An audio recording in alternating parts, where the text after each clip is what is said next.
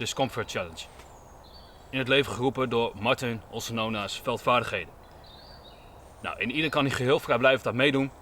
En Fred Outdoor zou Fred Outdoor niet zijn als hij deze uit zich voorbij liet gaan. Nou, het heeft even op zich laten wachten door omstandigheden. Geen kwestie van onwil, maar dat terzijde. We zijn er en ik heb er in ieder geval heel veel zin in, dus laten we beginnen.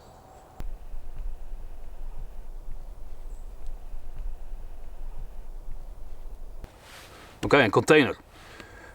Niet zijnde van metaal of een andere legering. Ik heb de petfles meegenomen. Water alleen uit de natuur.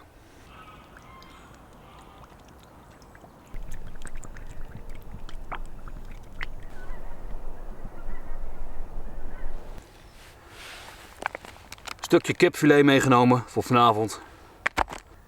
Nou, wildplukken is toegestaan in deze challenge.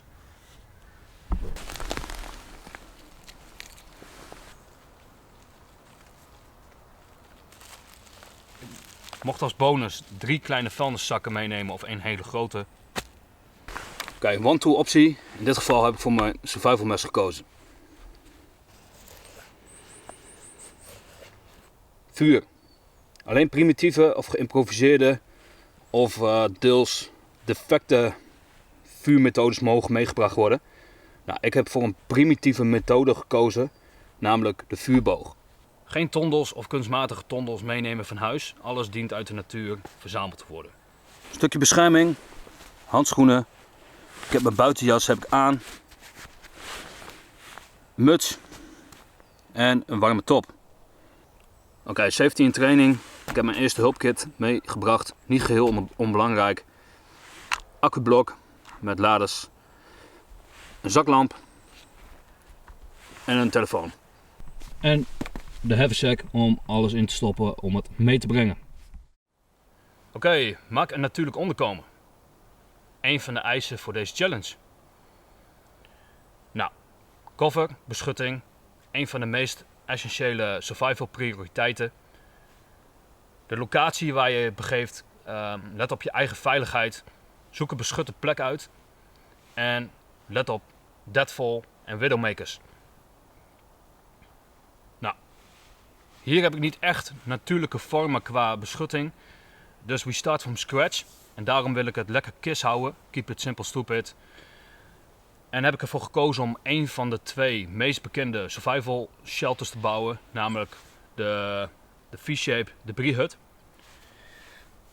Nou, lekker kist dus. Zo'n hut maken kost best wel wat tijd. Dus genoeg gepraat, laten we beginnen.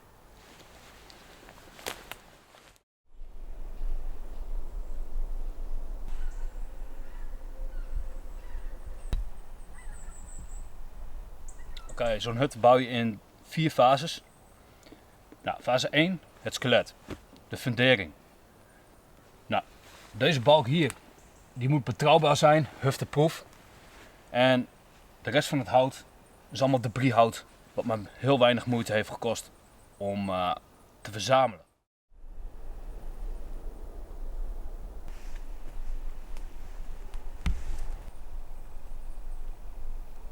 Oké, fase 2. De bedekking. Nou, verzamel takken, snijd ze af of verzamel ze van de grond af. En begin hier onderaan en werk dan naar boven toe. Zorg ervoor dat je de bovenzijde ook goed instopt. Ja, zodat fase 3, de isolatielaag, er niet doorheen valt.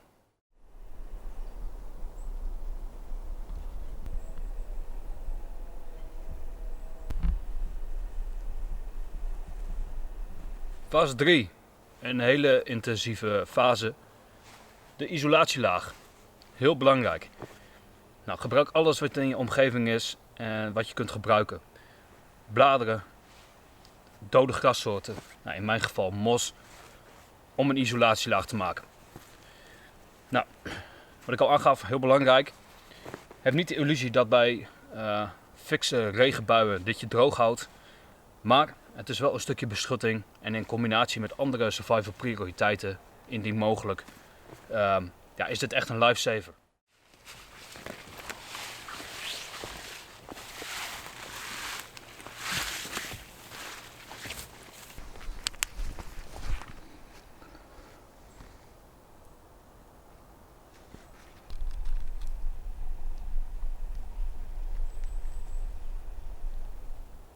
Oké, last but not least. Fase 4. Een bedding. Nou, dit wordt meestal onderschat hoe belangrijk dit is. In mijn geval sparretakken of blad. Een isolatielaag wat ervoor zorgt dat de koude grond niet al je warmte uit je lichaam trekt door middel van geleiding. Nou, mensen die vaker zo de nacht hebben doorgebracht in het bos, die weten wat ik bedoel. Die weten precies wat ik bedoel. Maar zorg er vooral voor dat het in de hand is. Echt super belangrijk.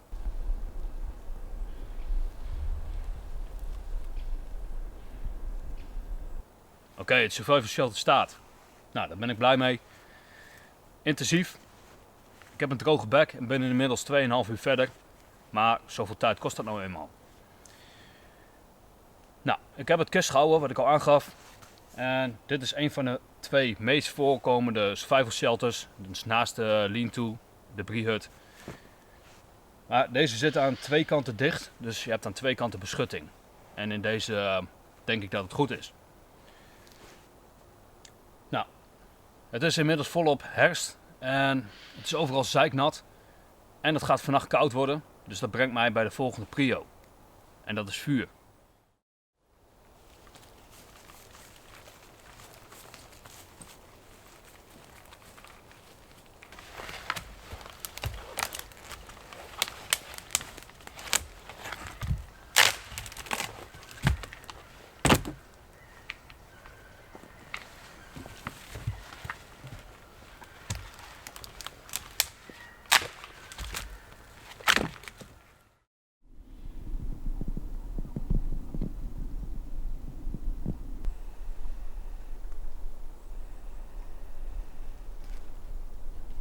So far so good. Alles gaat volgens plan, vooralsnog. Zoals jullie weten heb ik een vuurboog meegenomen om vuur te maken. Nou, het meest ideale is dat je dan een vogelnest maakt van droge grassoorten om de tondel in te doen. Zodat je je tondel aan kan blazen, zodat je vuur kan krijgen. Nou, nu loop ik tegen de volgende aan. Ik ben vooralsnog geen droge grassoorten tegengekomen. De grassoorten die ik ben tegengekomen, die zijn echt zeikernat. En ja, simpelweg onbruikbaar om met deze methode een vuur te realiseren. Nou, adapt, overcome, improvise. Ik heb een plan gemaakt en dat is dat ik heb bergbas verzameld onderweg hier naartoe. En ik wil houtschaafsel vergaren. En die combinatie die moet het hem dan gaan doen. Ik heb tevens ook de beschikking over hars. Dus alles om vanavond er lekker warm bij te zitten.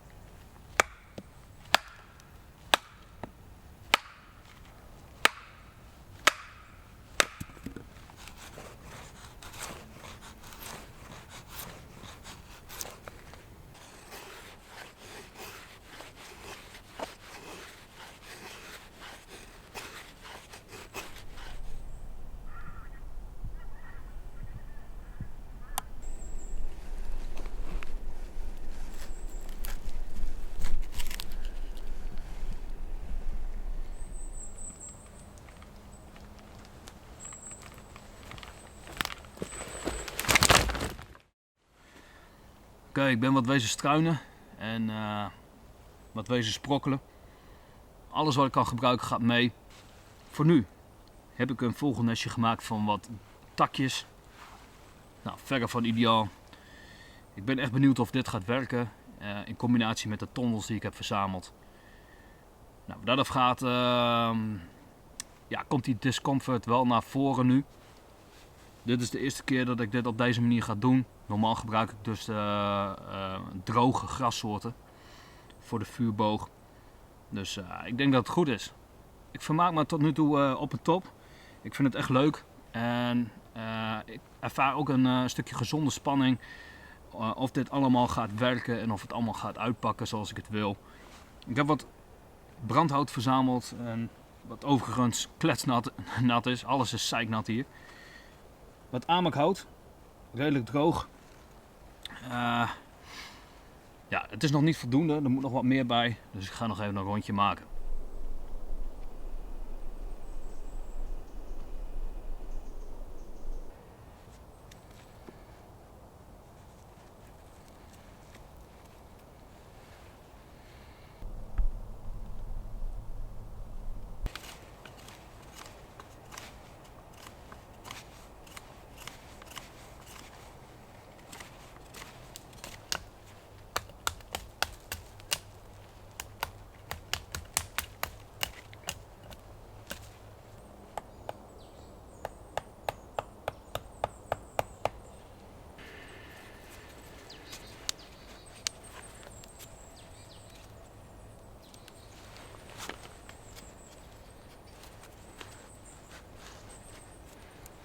vuurboog. Een primitieve manier van vuur maken. Nou, ik heb voor deze methode gekozen omdat het voor mij een stukje discomfort is.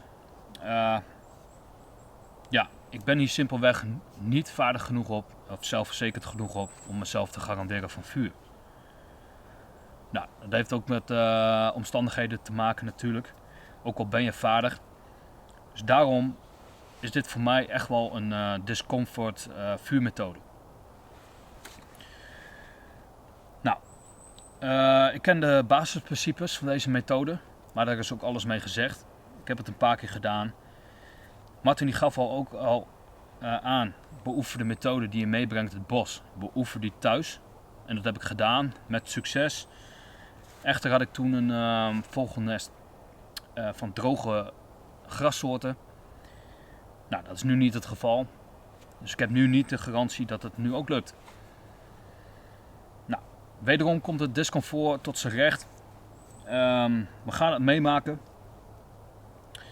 Eén ding scheelt, ik hoef het niet meer uit het bos te trekken. Want volgens de spelregels mocht ik een primitieve manier meebrengen. Het bos in. En ik denk dat het goed is, aangezien het bos één grote spons is. Nou, het enige wat ik nu net uit het bos getrokken heb, is deze flexibele tak. Die dient zometeen als vuurboog.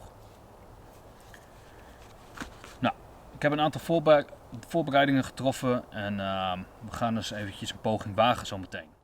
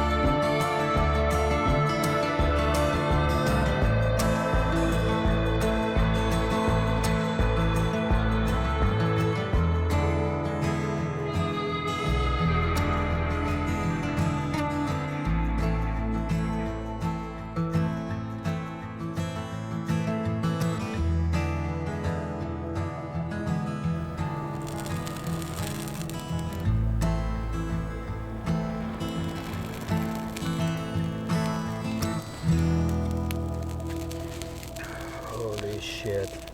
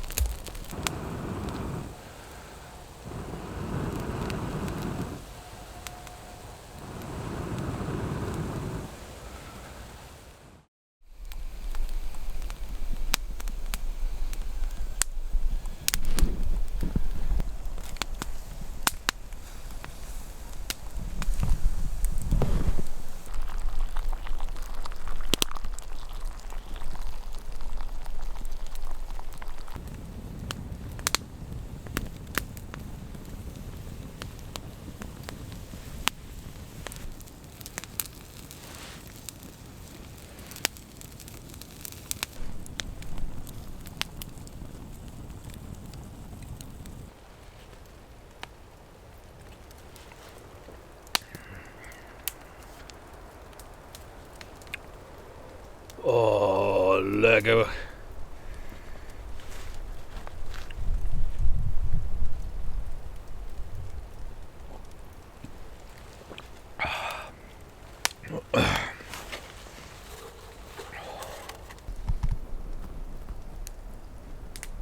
Nom nom. Outdoorstrijders en strijdrennen. Ik had er even een hard hoofd in, maar de aanhouden wint en uiteindelijk is alles weer goed gekomen. Bon appétit.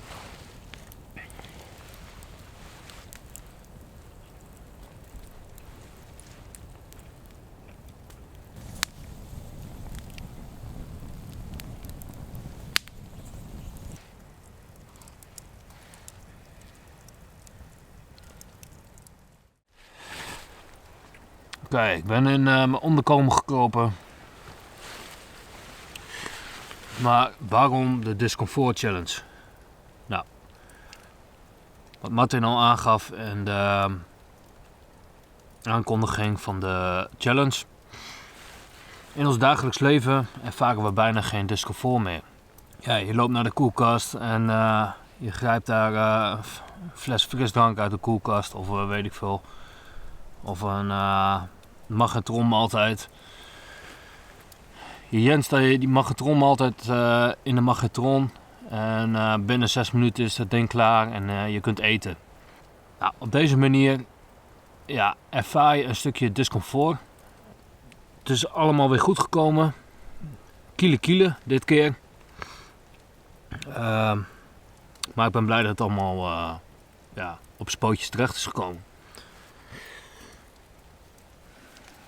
Nou, het begint een beetje te regenen. Even kijken hoe dat gaat met mijn vuur. Nou, wat ik zelf het meest waardevol vind van dit soort dingen, van het discomfort ervaren, dat is omdat ik denk dat je er beter van wordt.